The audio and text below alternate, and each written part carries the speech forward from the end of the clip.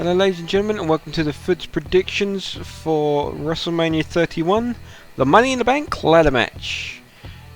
Oh, hang on a minute. The Intercontinental Championship ladder match.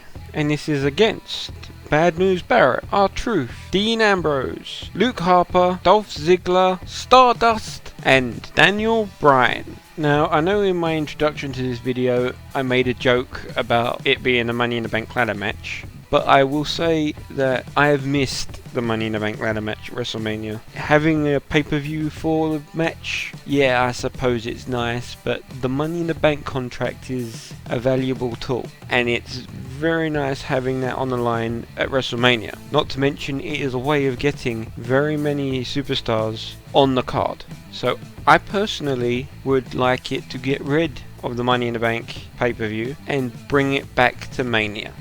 And a multi-man ladder match like this, it's a high chance of success.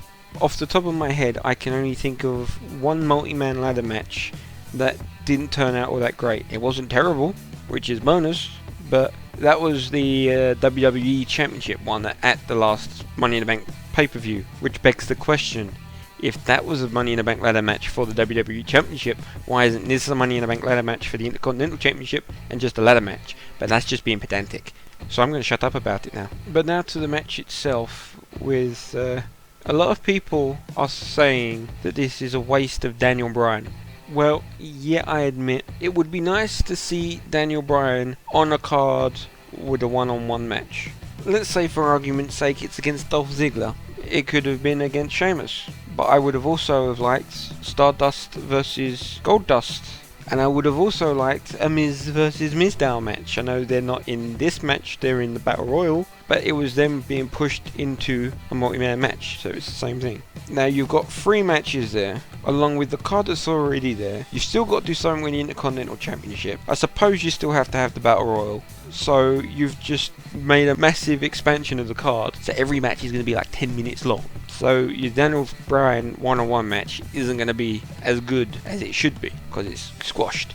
And you've also decreased every other match, because they're all squashed. So I personally think Daniel Bryan belongs in this match, especially because I think there's plans for him. I think that Daniel Bryan is winning this match. I can't help but shake the feeling that somewhere backstage they had a meeting about the lower tier championships, and like, people aren't taking these belts seriously. How do we make them take them seriously? I know what, let's get Cena to compete for the United States one and put a battle royal where the Food, think that any one of these guys, with the exception of maybe R-Truth, be good champions. I could use Bad News Barrett as champion still, Dean Ambrose as champion, Ziggler as champion, Stardust as champion. Any of them I think could do it.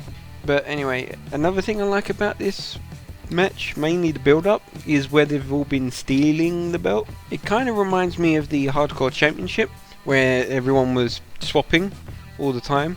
Maybe I wouldn't surprise me if now that that's happened, all of a sudden there'll be rumours saying, oh, they're bringing back the Hardcore Championship, but it's empty, because I personally don't think there's room for another lower caste title. But another World Championship, if they wanted to separate again, yeah, I could see it. It doesn't make much sense now the brands are all together, but I could see it.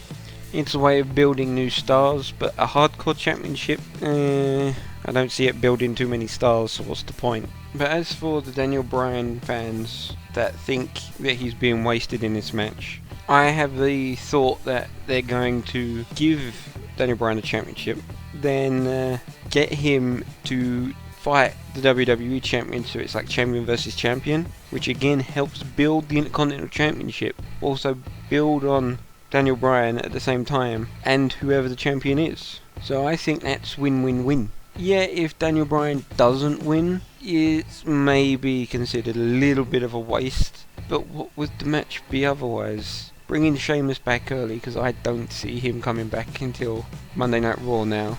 He may make an appearance in the Battle Royal, but then that would be a pretty match. Daniel Bryan versus Ziggler, but I think that needs a bit of a build-up.